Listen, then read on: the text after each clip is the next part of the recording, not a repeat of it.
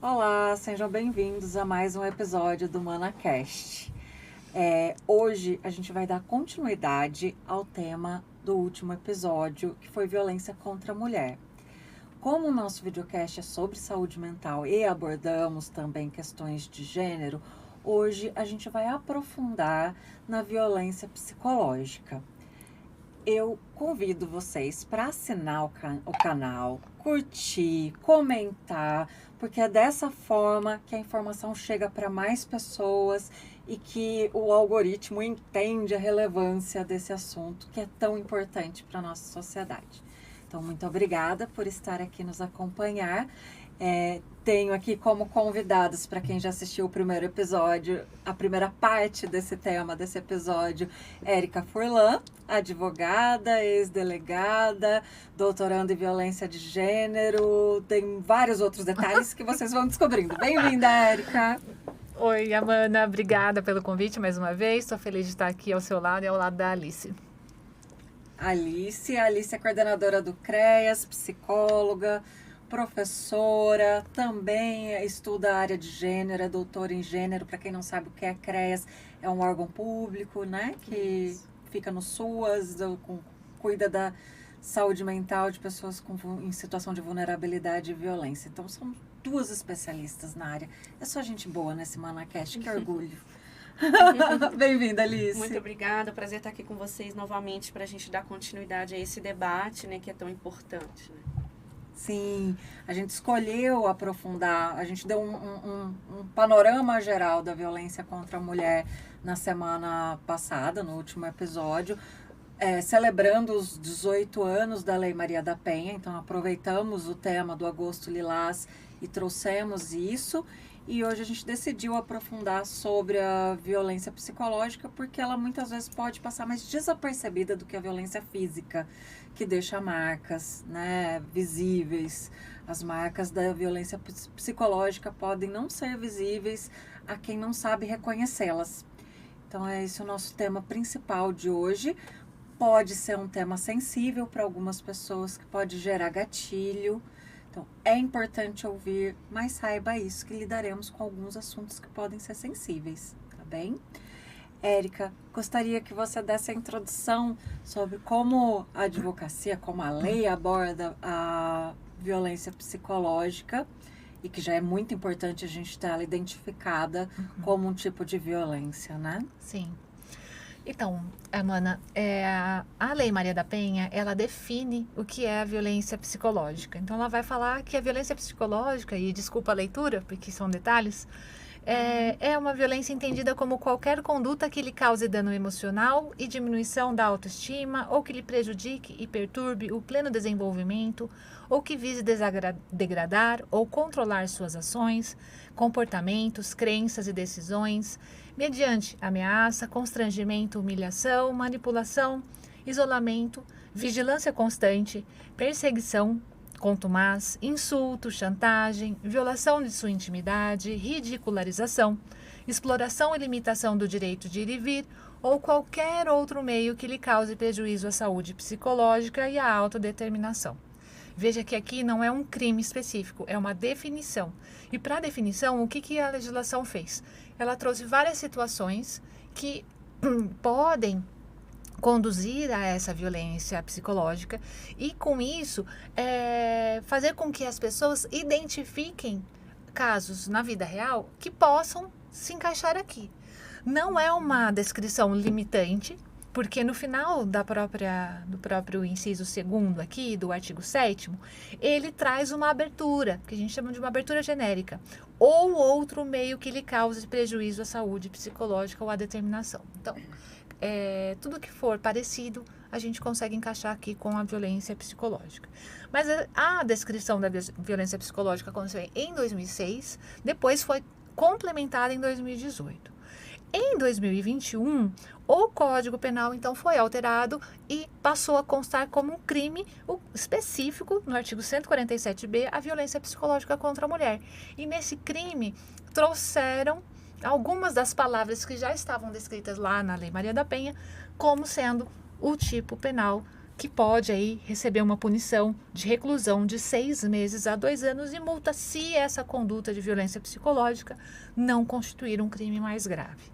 Então, a lei tem a previsão legal, define alguns comportamentos, porém não limita. Se existir algum outro comportamento que cause violência psicológica, mas não está aqui descrito como ameaça, constrangimento, humilhação, manipulação, mas que também vai gerar violência psicológica, eu posso encaixar aqui. É o que a gente chama de uma interpretação extensiva.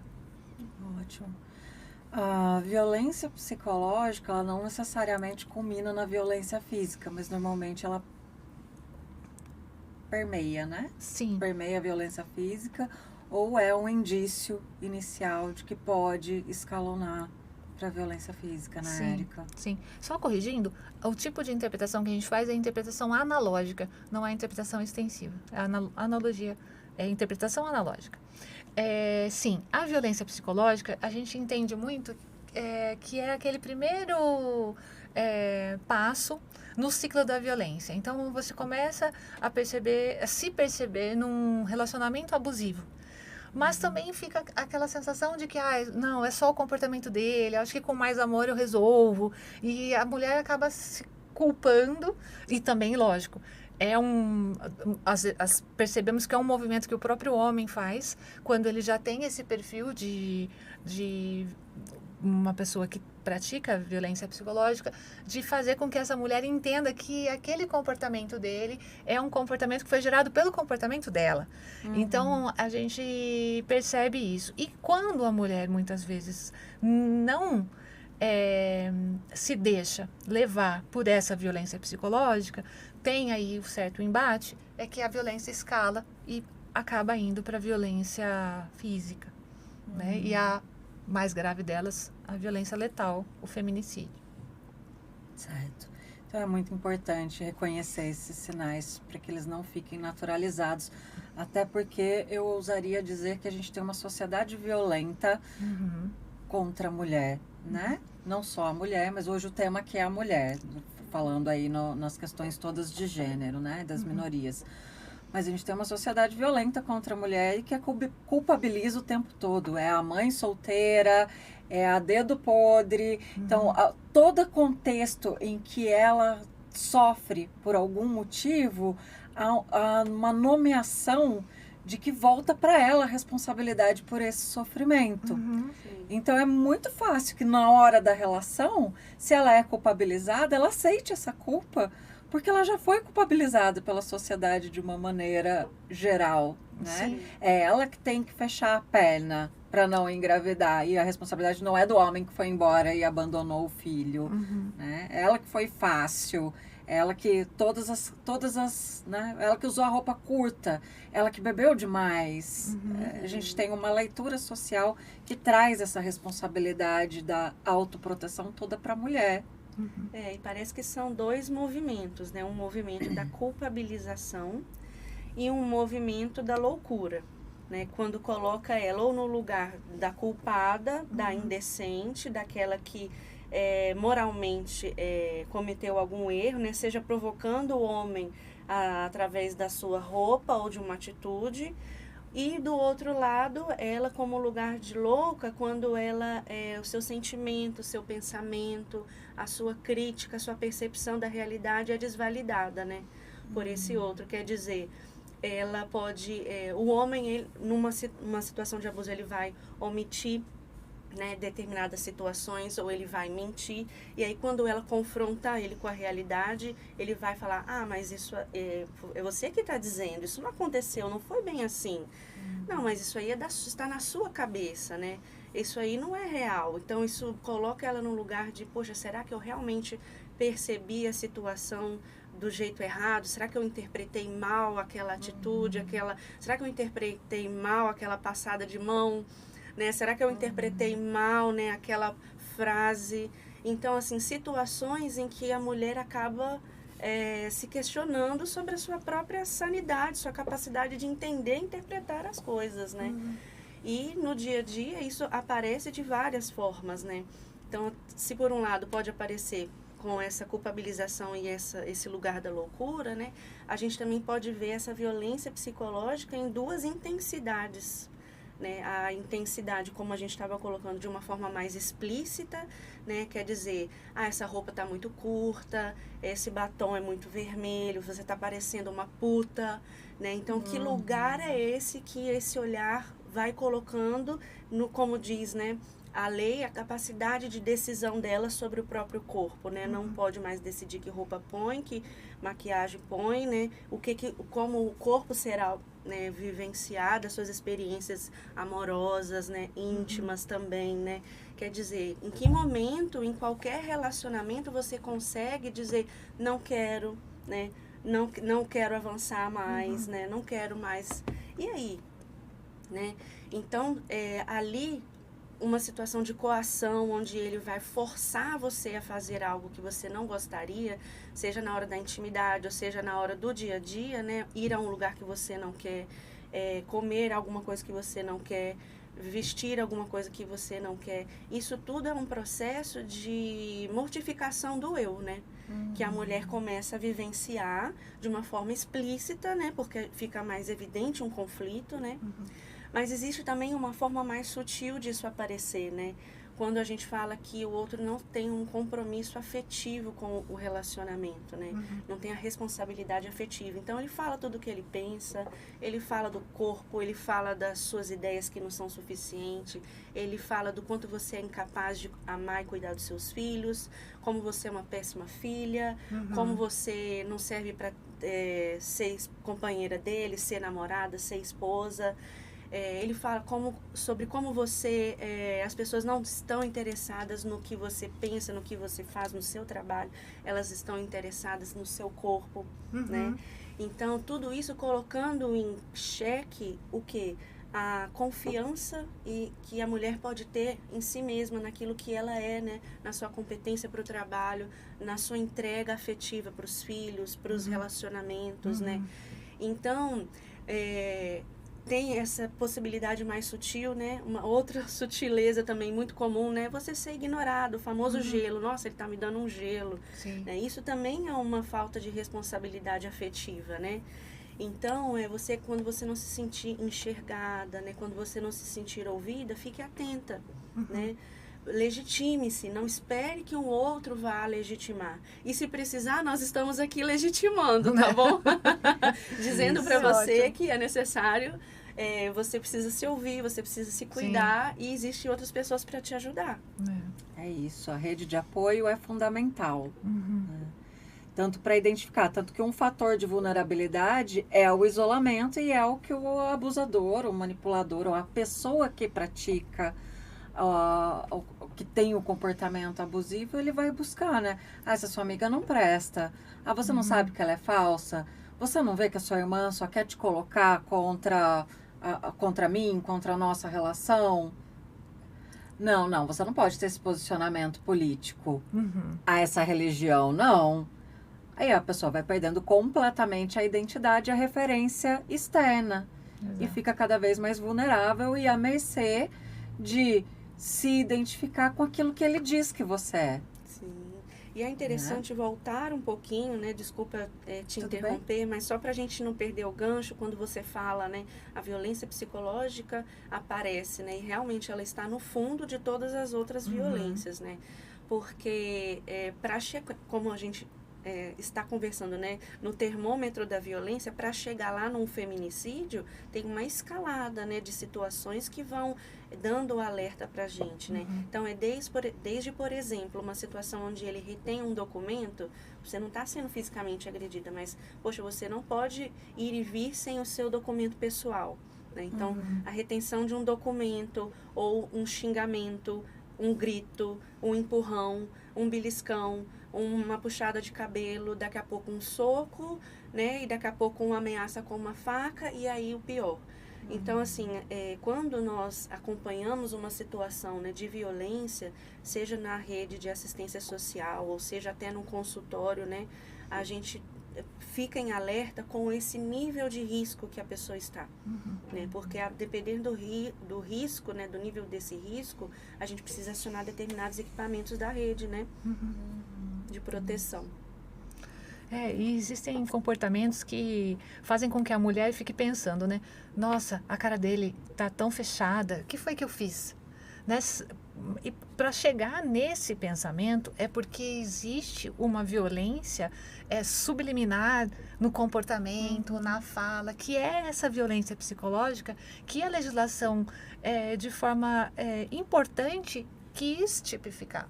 E precisa tipificar. As pessoas acham que é muito mimimi. Não é mimimi. Os números de violência estão aí para dizer que violência não é mimimi. Violência contra a mulher, principalmente, não é mimimi. Então, a gente tem aqui um tipo de comportamento que é a vigilância constante, que às vezes a mulher vai achar que é só um ciúme porque ele me ama demais. Aquele homem que o tempo todo está olhando para o celular querendo saber para quem que está te ligando, para quem que você está mandando mensagem. Você chegou. Me avisa que horas me avisa que você está saindo. Outra coisa, precisa ou exige, né, a senha de acesso, ou às vezes cadastrar a identidade facial, a biometria. Isso tudo é um comportamento. Não, mas é porque a gente tem intimidade, enfim, ela também tem os meus.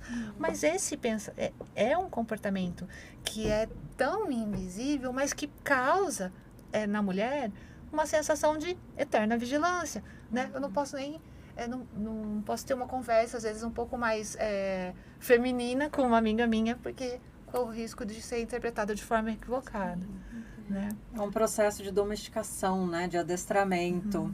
Então, você não corresponde àquilo que eu quero. A violência pode ser direta ou pode ser, como a Alice chamou de gelo, tratamento de silêncio. Então, eu te ignoro, você se sente não amada, se sente afetivamente vulnerável, reprovada, e aí você vai tendo só aqueles comportamentos que eu espero que você tenha.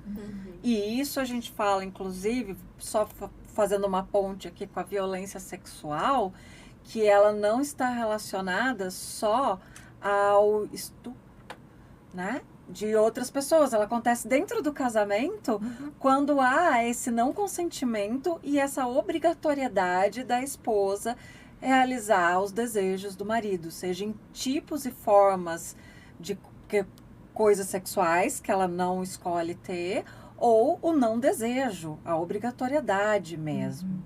A gente teve um caso aí de uma pessoa fez uma denúncia na mídia que descobriu que o marido fazia sexo com ela dormindo, né? E a gente não identifica, não coloca isso na conta da violência. Então, se a gente olha essas estatísticas que a gente tem, elas vão subir muito mais se a gente pensar que todas essas outras coisas também fazem parte de uma violência contra a mulher. Sempre. E é importante a gente pensar, né, a repercussão dessa violência, mais uma vez, né, na saúde mental das mulheres, né? Então, é muito interessante, assim, o cansaço generalizado que se instala no corpo e na mente de uma mulher vítima de violência psicológica e que, às vezes, ela não sabe de onde vem esse cansaço, né? E interessante quando ela começa a romper com o padrão de aceitar essa violência, né, reações começam a acontecer também, né? Então, essa mulher que antes era dedicada, considerada, né, se esforçava, insuficiente sempre, né, para poder parecer dedicada, parecer cuidadosa, parecer amorosa, né? Sendo amorosa, mas sempre num esforço de parecer que era insuficiente. Quando ela, de repente, começa a se cuidar mais, né? A se separar um tempo para si, a sair com as pessoas com quem ela se sente bem, ter o seu tempo de uma leitura, ter o seu tempo de ver assistir um filme, começar a ter, vamos dizer assim, a sua individualidade. Quando ela começa a cultivar essa individualidade, aí pode aparecer, né? Não, peraí, você está se afastando, né? Você está se isolando, né? Peraí. Quer dizer, o homem, naturalmente, tem a sua individualidade. É muito fácil ele entrar dentro de casa, pôr o seu fone de ouvido, né? E ficar ali, nem perguntar, não conversar como foi o dia para a mulher, né? É muito fácil isso acontecer naturalmente. Mas se ocorre um movimento ao contrário, então vem uma cobrança, né, de uma resposta, né? Quer dizer, ela saindo desse lugar de gerenciar a casa, de gerenciar o cuidado, gerenciar até o afeto, né? Porque daí, nesse sentido, o que você fala, né, Érica, ela questionar, será que eu fiz alguma coisa para ele passar direto, entrar no quarto, pôr o fone, né? Será que foi alguma coisa que eu fiz? Né? Então, essa dúvida que se instala, né? Daí ela faz o quê? Vai lá atrás, ai, tá tudo bem? Tá tudo bem mesmo? Sim. Né? E ainda sai dali naquele, não, tá tudo bem, como se não estivesse. E isso é novamente o movimento, a culpabilização. Ah, isso é por causa da mulher, ela que vai se tratar. Né? Então, não, gente, relação é sempre, né, a 2, a 3, né? Aí no movimento, né, do poliamor também, né, pode acontecer relações abusivas também. Eu acho que a gente tem que lembrar que isso não é só do padrão heteronormativo. Isso, né? Então, na verdade, eu acho que a gente está falando isso, né? Como que a violência psicológica faz um contraponto com a responsabilidade afetiva também, né? De você compreender os limites de um outro, você compreender a necessidade de um outro e ser solidário, ser colaborativo, no sentido de, claro, ninguém vai suprir a necessidade de ninguém, mas de estar ao lado, de estar com empatia para a necessidade do outro, se colocar à disposição, né, para um crescimento comum ali. Então, eu vejo que é muito mais sutil, é tão delicado, né? E quando a mulher chega no consultório ou até num serviço onde ela busca apoio, o processo de construção, de legitimação desse sofrimento é tão trabalhoso, é tão custoso, leva anos para se desconstruir, né? Uma experiência que colocou a mulher nesse lugar. Quando ela chega, né? Exato. E eu dou um passo atrás ainda na questão social, que é o desejo da mulher de ser especial para um homem que vem no nosso dispositivo romântico social. Então, antes dela estar ali procurando a aprovação do marido, ela já foi a menina que tinha que ser bonita, educada, comportada, para ela ser a escolhida, né? Ela é especial e a identidade dela é legitimada na sociedade. Se um homem olhou para ela e falou, você é diferente das outras, é você que eu escolho para estar comigo. Então, como é que ela tem a identidade de valor pessoal sem ter essa validação de um homem? Ela busca isso o tempo todo. Eu ainda vi, Xuxa, te amo, mas eu vou fazer uma crítica aqui. A Xuxa no GNT, né? E elas falando sobre etarismo, sobre um monte de coisa, sobre as críticas que vêm. Mas duas mulheres, agora a Xuxa não lembro a outra. No fim, elas ainda falaram assim, tá, mas essas opiniões não me importam, porque eu chego em casa e o meu marido me acha linda. Porque o meu marido me via, eu me sentindo, aí a outra falava, eu me sentindo mal porque eu estava grávida, mas o meu marido me beijou e disse que eu estava linda e eu chorei tanto. Ou seja, ela só consegue, ou ela vai ter a legitimação final de que ela pode envelhecer, ou que ela pode ser bonita tanto grávida, porque o parceiro disse, ok, eu quero você assim, né? Isso realmente é muito complicado. E aí surgem uns termos, né, estrangeiros até que a gente conhece para tentar definir o comportamento de alguns homens que não aceitam essa mulher tendo aí uma certa projeção. Porque o que acontece? Eu já vi acontecer algumas situações de que a mulher era uma mulher que reservada ao espaço privado, ou seja, era de casa e trabalhava em casa, né? Porque trabalha-se muito em casa. E ela resolve, então, procurar um trabalho fora de casa, né? Procurar o seu espaço também no ambiente público. E esse homem começar, então, a diminuir essa sua capacidade de autodeterminação, a sua autoestima, para dizer que não, que ela não tem capacidade de trabalhar fora, justamente para conseguir continuar cuidando ou zelando pelo afeto dentro de casa, né? Porque é todo o serviço de cuidado, né? Com relação tanto aos carinhos quanto à comida, enfim, aquele cuidado que não é remunerado e que toda mulher sabe muito bem, né? O quanto isso pesa no dia a dia. Então a gente tem esse homem que está o tempo todo quando é o parceiro, está o tempo todo tentando tirar essa autodeterminação da mulher, mas também a gente percebe que no ambiente público, quando a mulher se coloca no ambiente público, a gente vai ter um homem que interrompe essa mulher quando ela está falando, a gente vai ter um homem que quer explicar o que a mulher está falando, porque ela não consegue explicar sozinha, ou vai tentar dizer que não é assim que você está interpretando as coisas, não é? Que você está interpretando de forma equivocada, que não é nada disso, como parece. E às vezes a gente acha que é uma coisa comum do dia a dia e não é, né? Então, há um tempo vem se falando da violência psicológica, ela tem que deixar de ser invisibilizada. A gente não pode achar que porque a legislação prevê um crime, que isso é um exagero, não é um exagero. Se chegou nesse ponto é porque é necessário a intervenção do direito penal, que os outros âmbitos do direito não conseguiram resguardar essa mulher. Então, o direito penal precisou ser ativado aí para intervir nesses comportamentos que estão aí no dia a dia mesmo, marcando, né, o andamento, né, a saúde psicológica dessa mulher. Então, uma coisa que é interessante a gente continuar debatendo, sempre debatendo, né, podendo falar.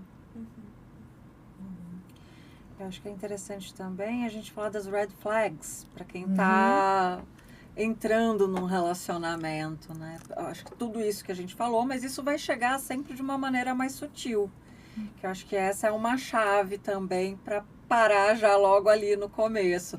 Lógico, ninguém é perfeito, a gente tem uma sociedade que está desconstruindo essa visão dessa masculinidade tóxica, né? Não significa que todos os homens sejam, mas muitos têm, alguns têm crítica com relação a isso, outros nem têm. Tem um amigo meu que ele tem uma filha super feminista e ele fala, mano, eu penso, eu estudo, mas não tem jeito, eu vou ter um comportamento automático ou uma fala em qual eu vou ser machista. O que eu posso ter é até a humildade de quando a minha filha, minha esposa ou qualquer outra mulher me aponta, eu parar para refletir sobre isso.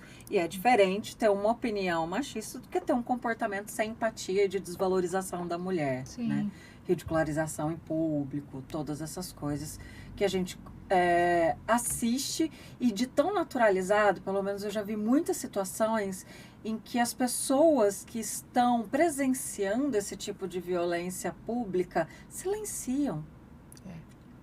No grupo de escrita que eu fiz, por exemplo, teve uma pessoa que relatou uma situação de assédio num lugar de trabalho, quando ela tinha 15 anos e a pessoa era muito mais velha e o ambiente todo era de homens. Todo mundo via, percebia o assédio. Tudo bem, é normal o patrão dar em cima da estagiária, né?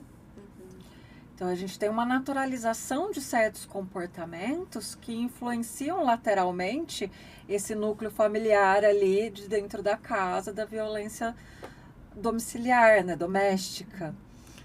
E aproveitando que eu estou aqui com duas psicólogas, eu gostaria de saber por que muitas vezes é tão difícil a mulher, ela identifica que ela está nessa situação e por que é tão difícil ela sair. Olha, eu vou dar 2 exemplos. Uma vez eu fiz um atendimento na comunidade e a mulher falou assim, eu só queria que ele não bebesse, porque ele é um bom homem quando ele está sóbrio. Quando ele bebe, é que ele fica ruim.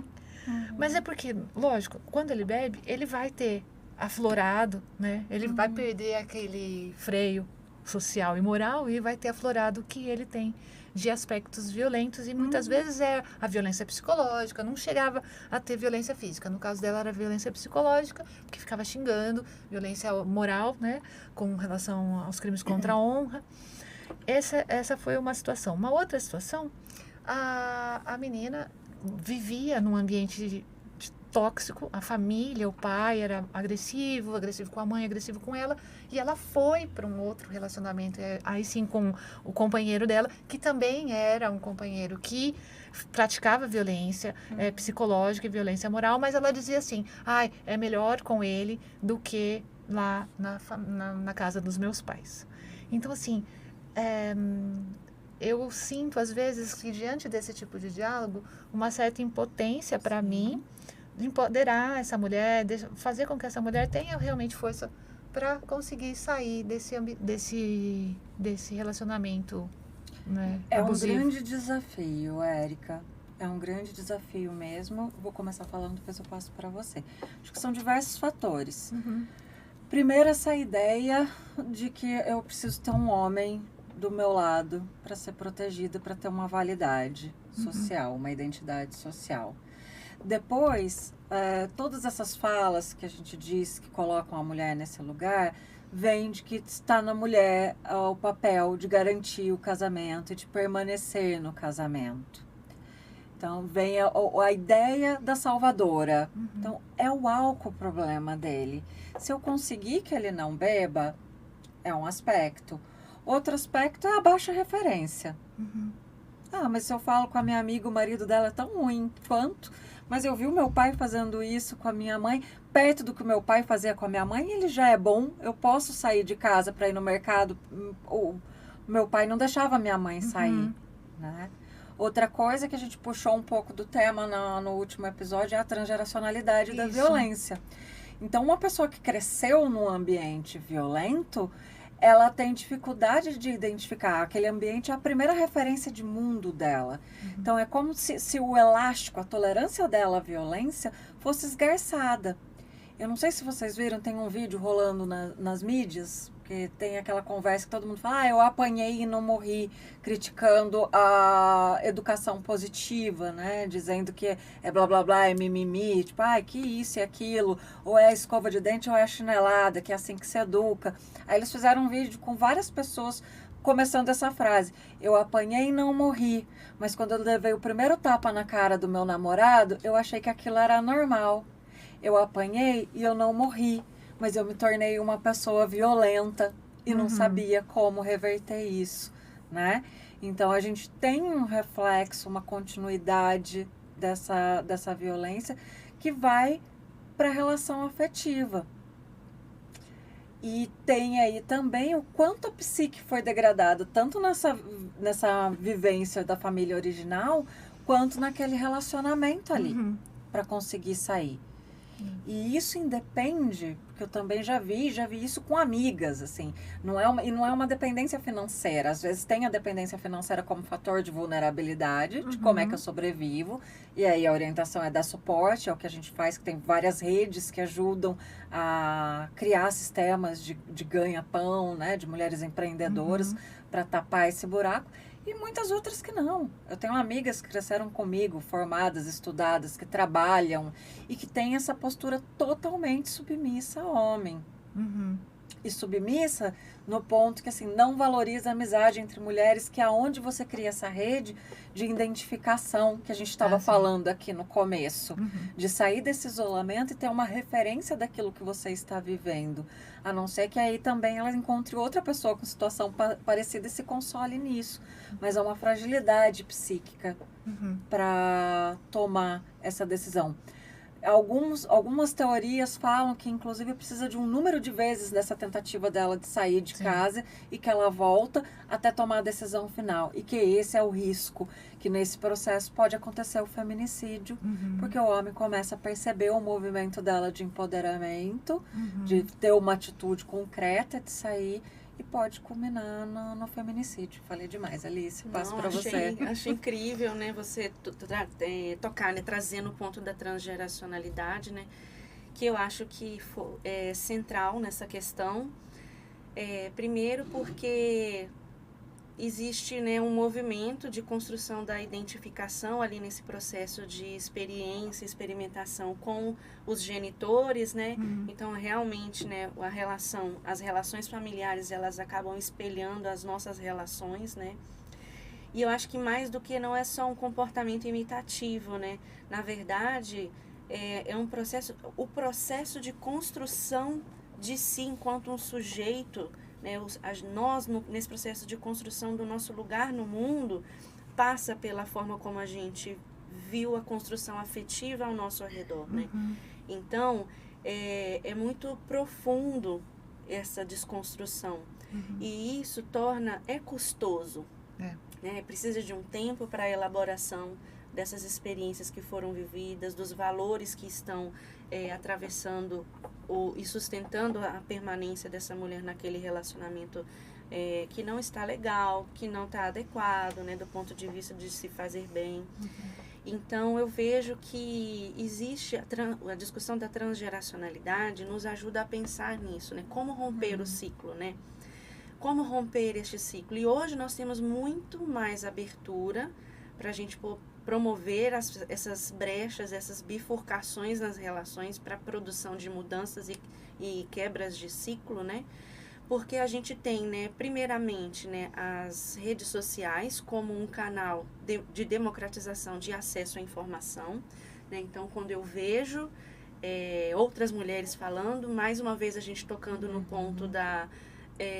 mais uma vez a gente falando no ponto da proteção coletiva, né, dos mecanismos de defesa coletivo que nós podemos criar, e também a empatia através do olhar do outro, a gente conseguir se reposicionar no mundo, né?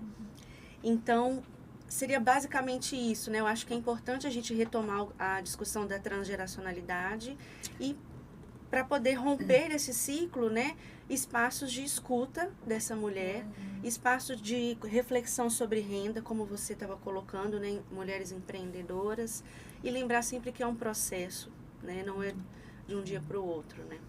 Sim, que é o que a gente comentou no outro episódio, que muitas pessoas pedem. A rede de apoio acaba se esvaindo porque olha para essa mulher e fala, por que ela não enxerga? Por que ela não sai? Eu já ofereci tudo. Já falei, vem para minha casa, eu te estendi a mão. Mas tem muito medo ali, tem todo um processo até ela conseguir isso, né? Tem algumas teorias também de apego, de neurociência, que falam assim, o cérebro se acostumou com um ambiente tumultuado. Então, ele não consegue nem identificar o que é paz. Às vezes acontece muito isso, de alguém que teve muitas relações intensas, tumultuadas, misturando amor e desrespeito ou violência, na hora que encontra alguém tranquilo e em paz, não consegue identificar aquilo como amor. Porque aquilo é muito estranho, não me dá tédio, né? É um processo muito complexo. A psicoterapia é muito importante para esse autoconhecimento, para identificar essas coisas. A rede de apoio, a identificação, que isso é a importância das mídias sociais e do nosso trabalho aqui hoje, que abre essa possibilidade para as mulheres ouvirem, né? As produções de filme, série, livros, a gente está colocando a boca no trombone, tem um monte de gente criticando e falando que o assunto está sendo por demais falado. Pelo amor de Deus, lá atrás já falaram que a gente era a costela do Adão. Quanto tempo faz que a gente está vivendo isso? Quanto que a gente não tem que falar para conseguir desconstruir, né? E se a gente for explorar, né, eu acho que até entrando num ponto mais descontraído, do sentido da gente se observar, né? Se a gente for parar para pensar, todas nós, em algum momento, a gente já viveu alguma situação em que, se a gente parar para olhar, a gente vai ver. Houve ali uma situação de violência psicológica, sim, né?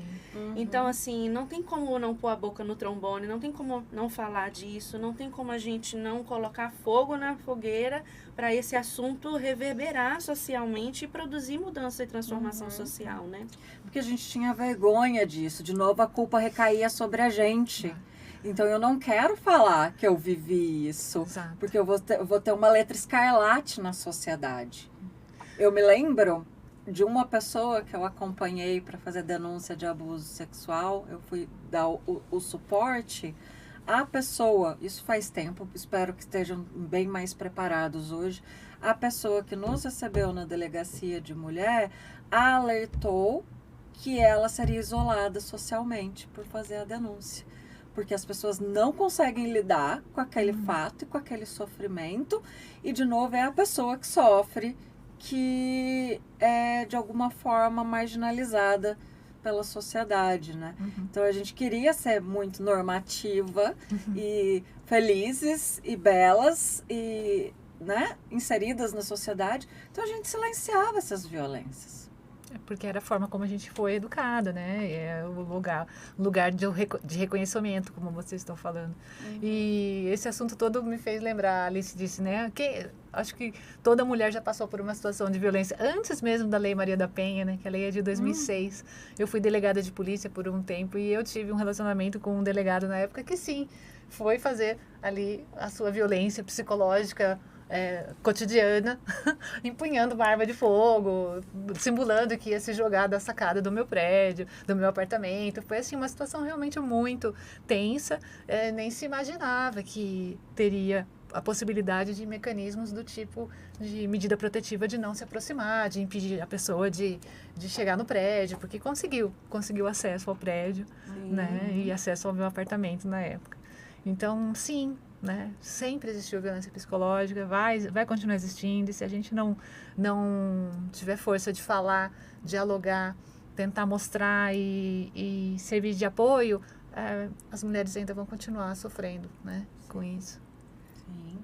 Eu vivenciei uma situação também onde o que eu ouvi foi: nossa, você trabalha demais, como que você quer ter uma família? Né? Então, assim, colocando em xeque ali a minha possibilidade de dar afeto, dar carinho, de construir algo, né? E em conta da minha, como você está falando, da projeção profissional, né? Né, de carreira, né? Quer dizer, como assim, né? Agora a gente é criticado por tudo, né? E agora também por trabalhar demais, né? Então é impressionante, assim, né? Os lugares que as relações vão nos colocando e o esforço que nós temos que fazer para sair dessas relações, né?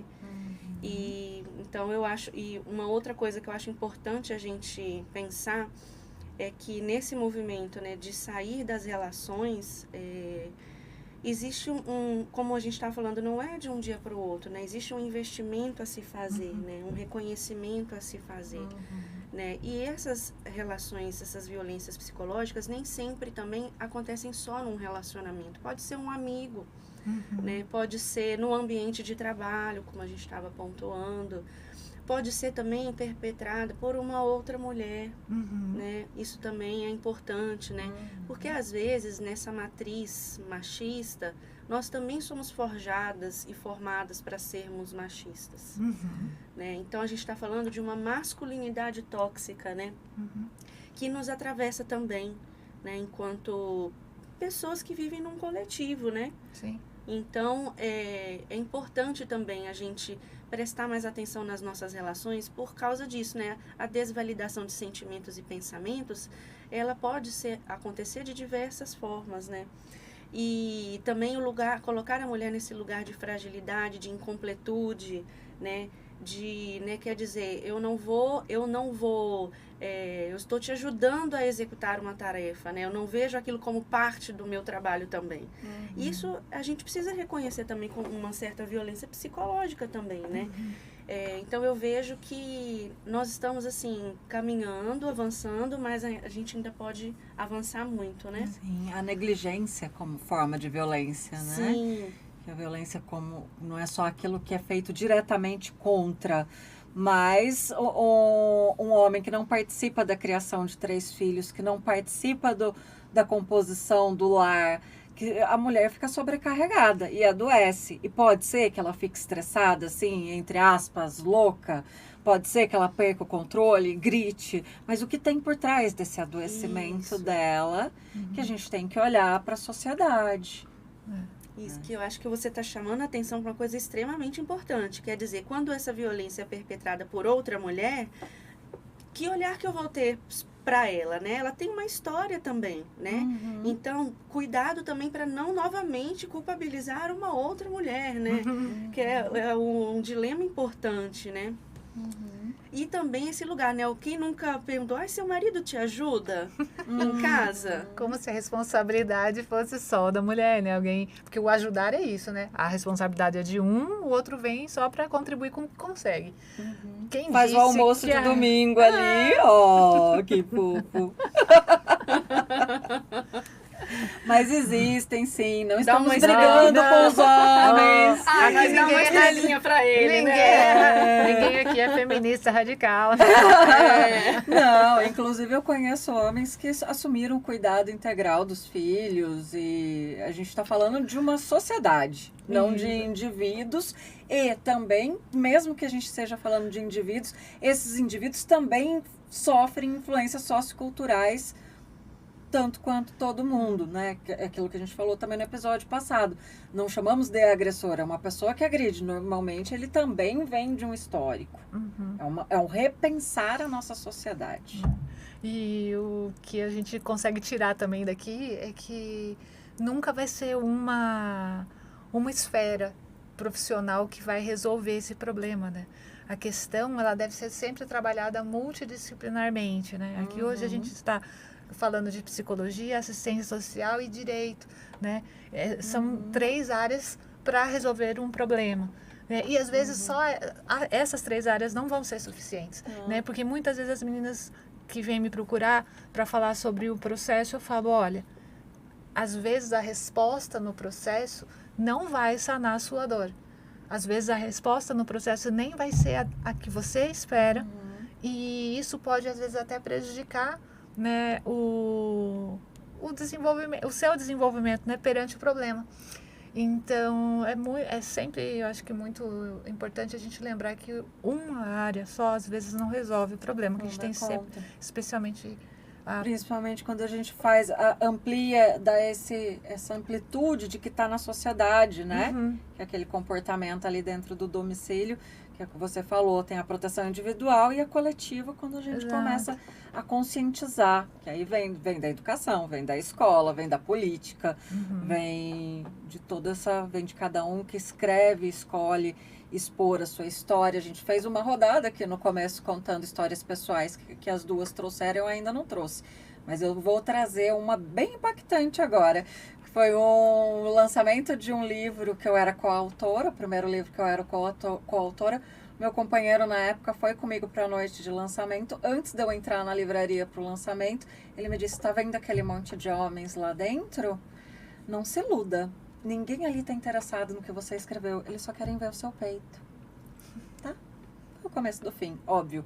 Mas é importante dizer isso porque a gente ainda acha assim...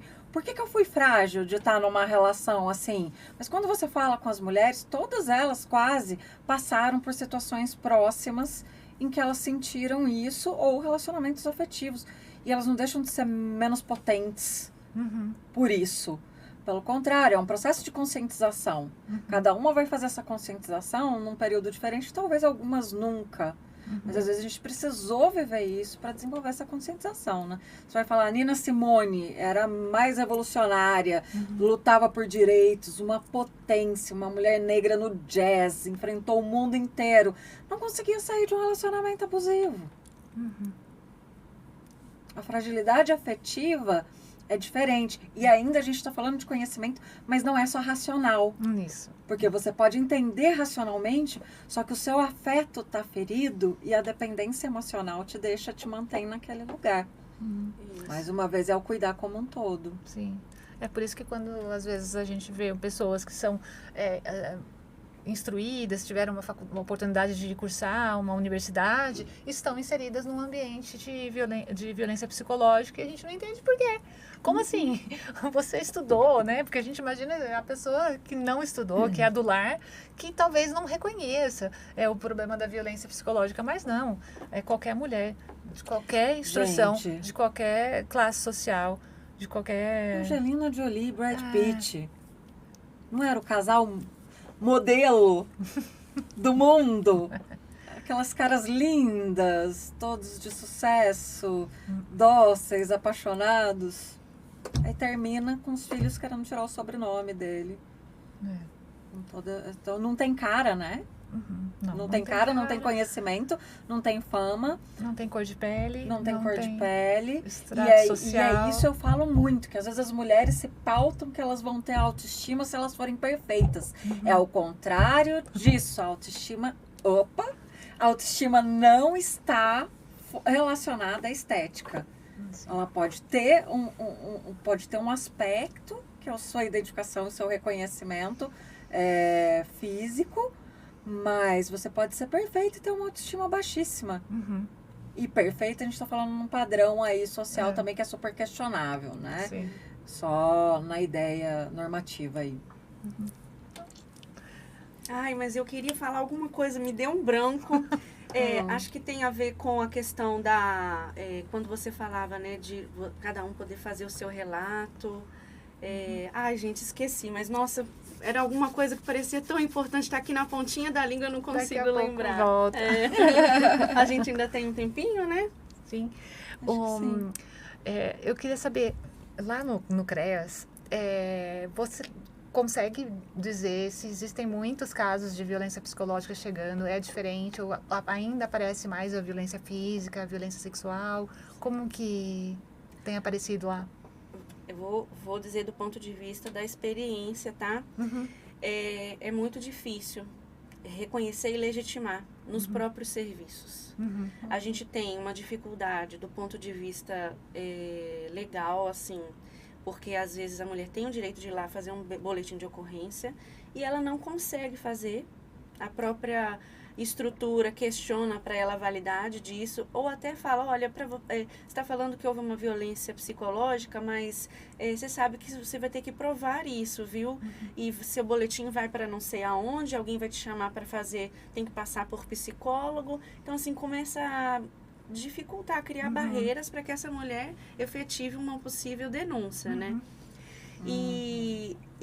E também a gente tem uma dificuldade, às vezes, dos profissionais, porque a gente trabalha muito com produção de estatística, de números, né? E às vezes, isso tem melhorado, acho que tem um desenvolvimento de sistemas aí de prontuário eletrônico para a gente conseguir lançar esses diversos tipos de violência, né?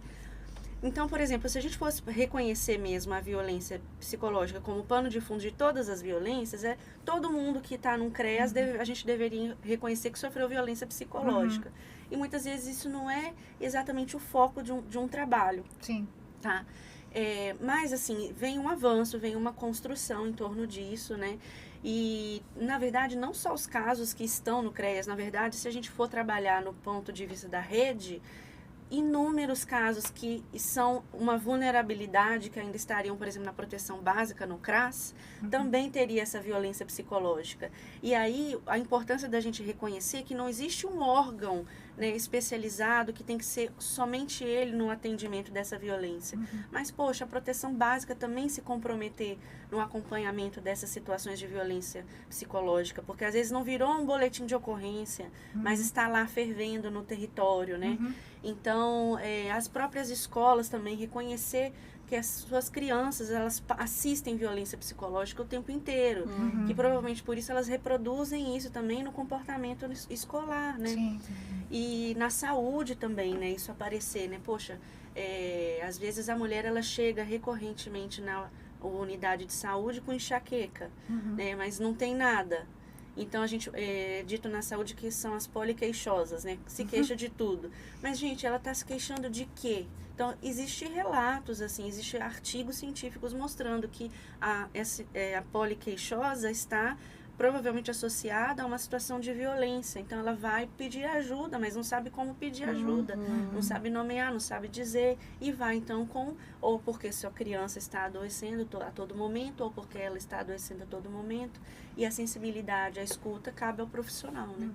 E sabe que a Maria da Penha, numa entrevista que ela deu à Natuzaneri, num podcast, ela fala exatamente isso, que o lugar de acolhimento para a mulher deveria ser, às vezes, de forma bem discreta, dentro do ambiente de saúde.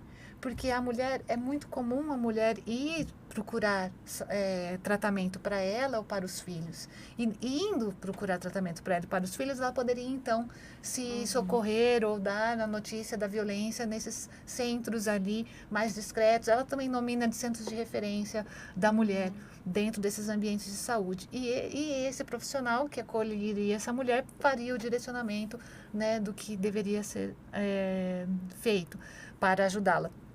Por quê? Porque, às vezes, se essa mulher que percebe que está num ambiente ruim e ela quer procurar um CREAS ou o CRAS, ou às vezes a Casa da Mulher, esses ambientes, eles são visíveis na rua, né?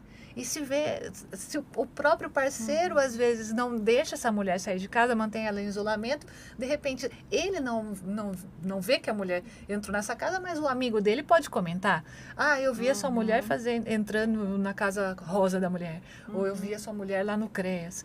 Então, assim, a gente precisa, eu acho que também ter esse olhar de esperteza, né? Sim. Para tentar auxiliar essa mulher a sair desse ambiente de violência que ela está inserida. Como criaram alguns símbolos, né? Para a mulher fazer com a O mão na X, rua para pedir socorro.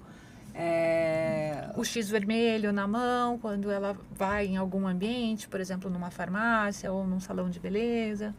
Como tantas outras já tentaram usar, né? Uma ligação para a polícia dizendo, fingindo que estava pedindo pizza. Isso. Para isso dar a possibilidade da identificação. Sim, lembrei, gente. Aê. Vamos voltar, então. Lembrei. O que eu queria comentar, que eu acho válido, é que, às vezes, a gente pensa assim, a saída já é o fim, né, da situação em si. Só que alguns estudos mostram, né, que uma separação, um rompimento de um relacionamento é tão doloroso quanto um luto, né, a perda de alguém querido. Então, assim, na verdade, quando você rompe, e eu estou falando disso justamente para que as pessoas que conseguiram sair de um relacionamento abusivo entendam que é um processo, porque pode dar vontade de voltar. Então, a questão da recaída, né? Então, quando você rompe, é um processo. Há dor, há sofrimento, mesmo você sabendo de que havia sofrimento e dor lá também. Né? Então, há e pode haver também esse questionamento, nossa, eu amo, mas ele fez tudo isso comigo, mas eu amo, mas...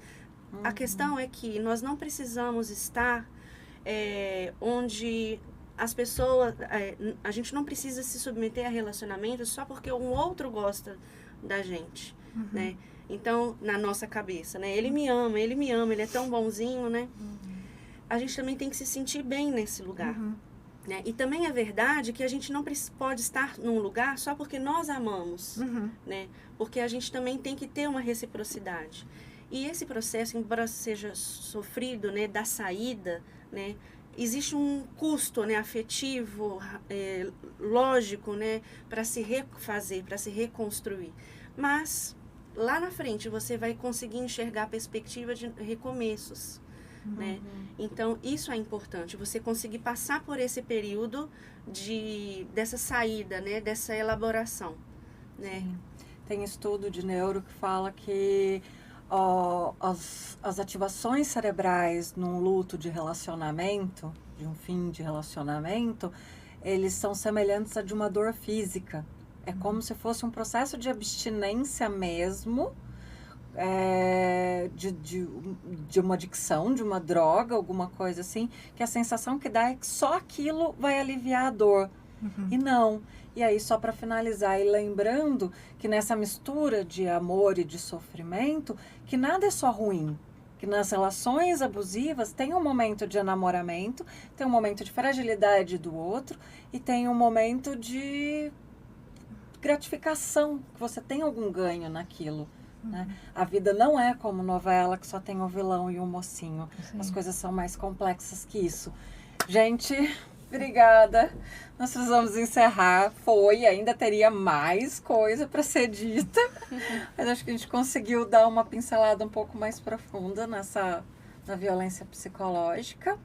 Continua aqui com a gente. Não se esqueça de curtir o canal, compartilhar, comentar, sugestão de tema. No Instagram, meu @, é amanassumpçãopsicóloga. Quer falar seu @, Érica? É @prof_Érica Furlan. @psicologia.aliceandrade. Muito bom. Um beijo para vocês. Até a próxima. Obrigada, Esse Amanda. foi mais um ManaCast. Tchau, tchau. Obrigada. Tchau, tchau. Tchau, tchau.